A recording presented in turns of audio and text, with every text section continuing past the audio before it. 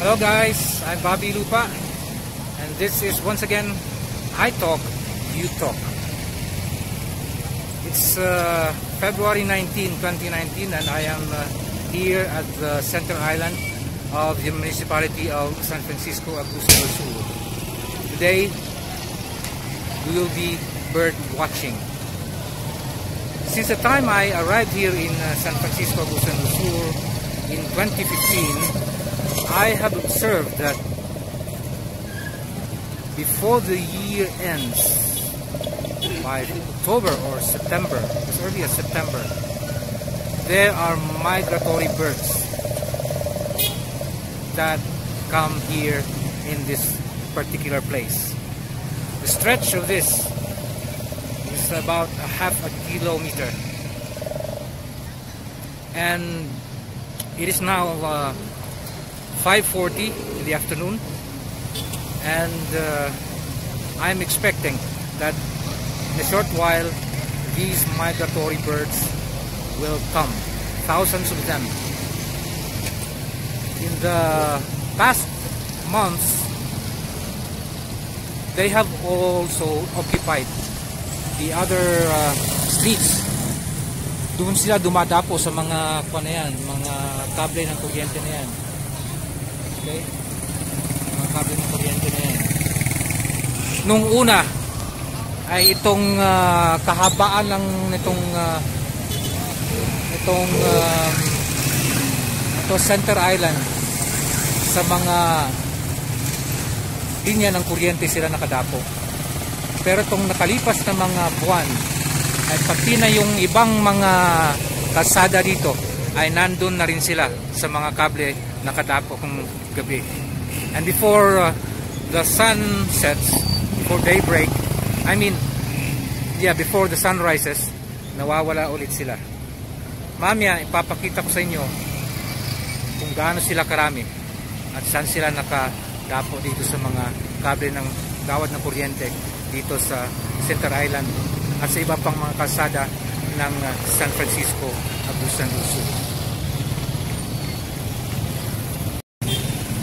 It's 5:46 that these migratory birds have started to arrive here at the center island of San Francisco Agusan del Sur.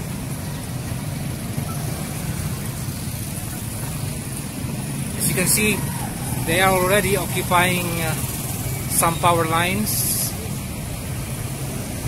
And I am wondering why they choose to stay or perch on those lines near the transformers. Look.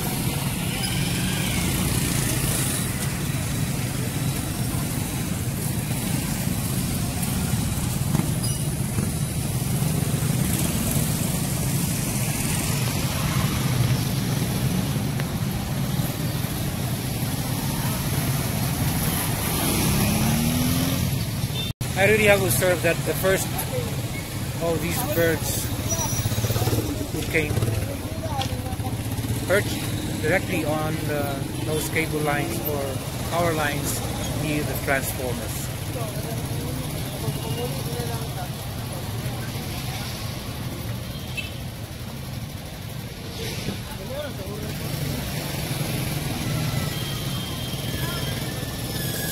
Their number is growing.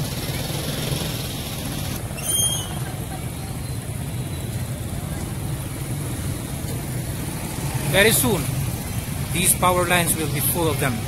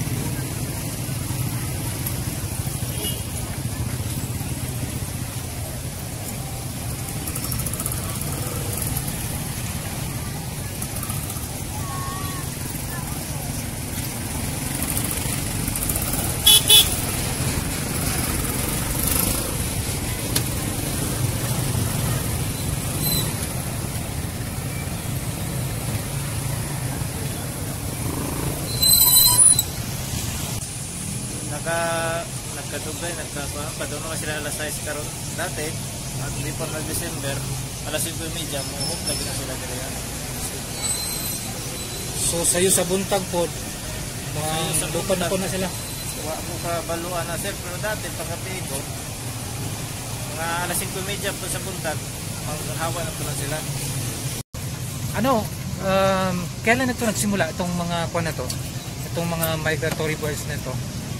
Parang mga 2010. 2010. Oo. 2010. 9 years na. Okay. So, mga unsa orasa sila usually mo abot? Mga alas 5:30. And then mo kadlawon Mga alas oras? 5:30 po.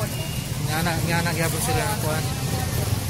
Dili ba ni kuan sa inyo? Di ba ni kuan sa inyong lugar kaning disturbo sa inyong pagpanginambuhi? Store po siya sir kay kuan manggod ka lang. Mga mugaw siya. Mugaw siya. Ya ang mga sakyanan po. Mugaw kaya mahugawan na po ng ilang sakyanan. Taud na jud. Opo po siya sir pero siya gamay pa lang siya. Pero Oo. magkadugay siya. Ano, mga wala man gyapon sa diha sir. Say mo wala po. Wala mga tiputing init, mawala sila na pagka December, mga October, November, maban sila. Very good. Para sa ako, walang okay na yan nasa diha, pero ang iti lang nila, ang problema na ako diha kay doon po bilang sila sir, kay pagkaadlaw, wala na sila, pagkagabi, mga alas 5:30, hindi na sila makakit kanan.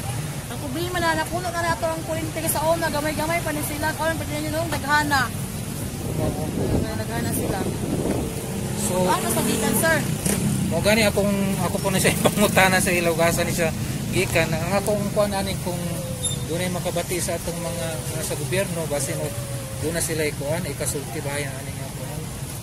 So katong imong observation mga kuan sila no mga October, November. Mga sunod buwan sa una. Pero karon lagi kay February pa karon. Basta nawala sa ikan November na. October katapusan diri na sila ang karon nawala. Ato na yung tuig nawaas na diri kadali pagka October na po, November katapusan diri na po na sila pwede na pong naghana.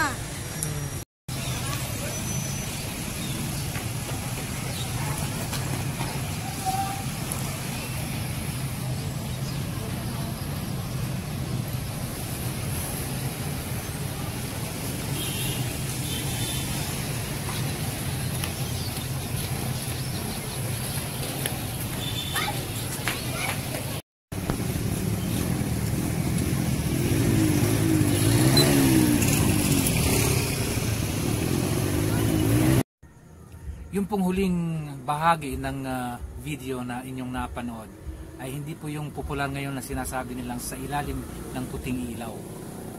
Ang mga scientists ay tinatawag ito ngayon bilang super snow moon. Nakakamangha.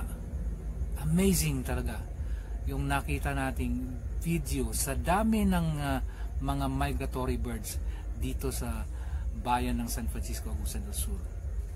Anyway, natatandaan ko na nung nakalipas na mga buwan ay napanood ko yung Kapuso mo Jessica Soho at isa ito sa kanyang finiture, yung migratory birds sa Barangay 70, San Pablo City, Laguna.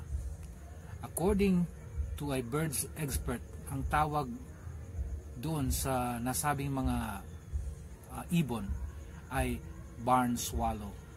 Sa Tagalog, ito ay tinatawag na layang-layang. At sa Visayan vernacular naman ay balin sa sayaw. But anyway, naging problema yon ng mga residente at mga business establishments ng nasabing barangay doon sa San Pablo City. Ganon din dito sa sa bayan ng San Francisco. Narinig niyo kanina yung mga pahayag ni na Charlie at saka si Nelia na bagamat hindi masyado silang apektado, pero problema ito ng mga pedestrian at yung mga taong namimili doon sa lugar na yon kasi nga sa dumi mula doon sa mga migratory birds. Dati-rati yung kahabaan ng ng nasabi ko kanina na Center Island ay maraming ipinaparadang mga sasakyan kada gabi. Ngayon halos wala ka nang makita dahil nga doon sa dumi ng nasabing mga migratory birds. Anyway, sa puntong ito, natapos ko na yung iTalk part ng vlog na ito. Ngayon naman ang UTalk part. And I hope na ang ating mga LGUs, concerned government agencies such as the Department of Health, the Department of Agriculture through its Bureau of Animal Industry will be able to enlighten us about these migratory birds. So ngayon ang mga tanong, anong klaseng mga ibon to? What kind of birds are these? And where do they come from? Do they pose a threat to our health, human health, or to other animals? Sana yan ay kanilang masagot. Blackbird singing in the dead of night, take these broken wings and learn to fly. All your life you were only waiting for this moment to arise. Blackbird fly, blackbird fly, into the light of the black dark night. Well, thank you very much for watching iTalk, UTalk. Till the next video of mine, don't forget to subscribe or leave a comment. Once again, thank you very much for watching. Bye-bye.